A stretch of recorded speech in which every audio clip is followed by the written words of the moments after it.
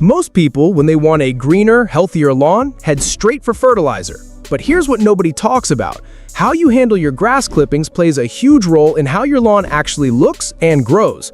Whether you mulch, bag, or side discharge, the method you pick affects everything: moisture, nutrients, disease control, cleanup, and even mowing speed. So let's break down what really works best, what to avoid, and how to mow smarter, not harder. Let's start with mulching, because this is the method most lawn care pros rely on when conditions are right. When you mulch, your mower chops the grass into ultra-fine clippings using special mulching blades and a sealed deck. Those particles settle into the soil and break down quickly, returning nitrogen and moisture to your lawn.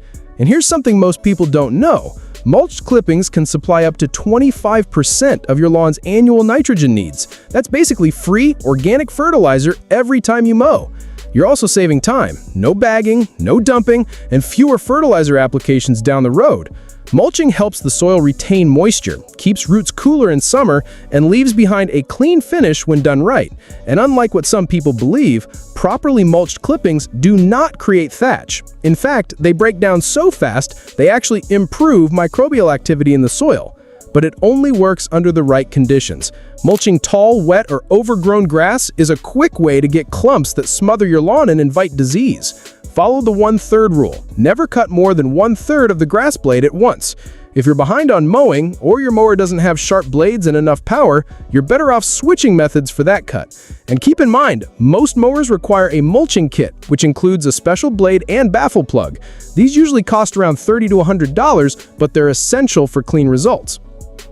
Next up is bagging, hands down the cleanest and most polished option.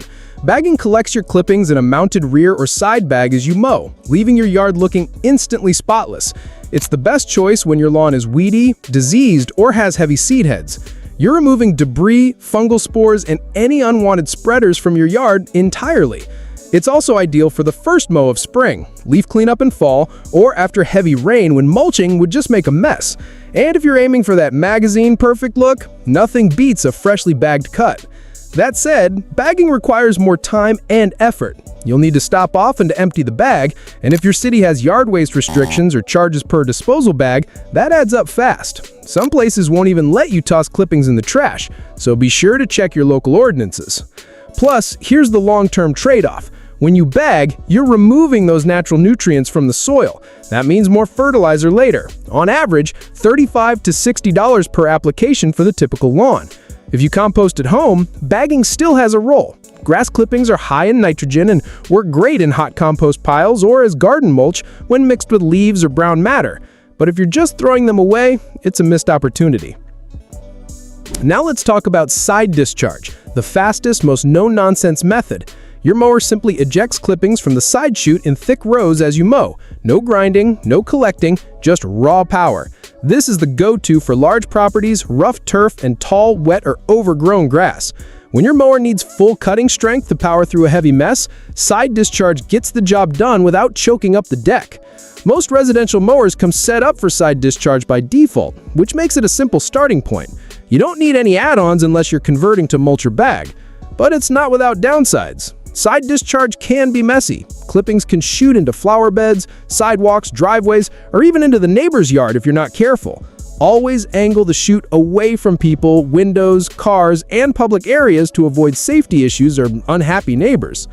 You'll also want to overlap your passes slightly, about 2 inches, to avoid heavy windrows and to help spread the clippings more evenly. If the grass is thick, you might still get clumps, especially if you're mowing too fast.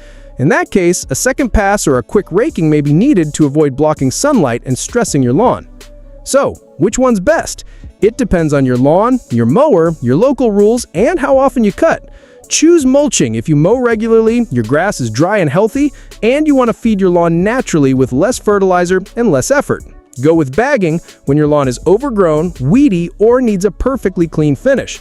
It's also your best bet for the first mow of the season or after heavy rain. Use side discharge when time is short, the grass is thick, or you need maximum cutting power to get control back, especially on big properties or rough areas.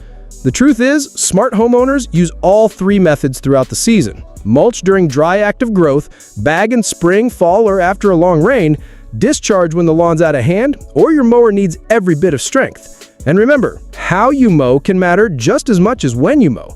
Switching up your technique based on conditions can transform the look, health, and resilience of your lawn week after week. If you found this breakdown helpful, hit that like button, subscribe for more no-nonsense lawn care tips, and let me know in the comments. Do you mulch, bag, or discharge? Or do you switch it up like most pros do? Let's share ideas down there. Thanks for watching, and as always, happy mowing!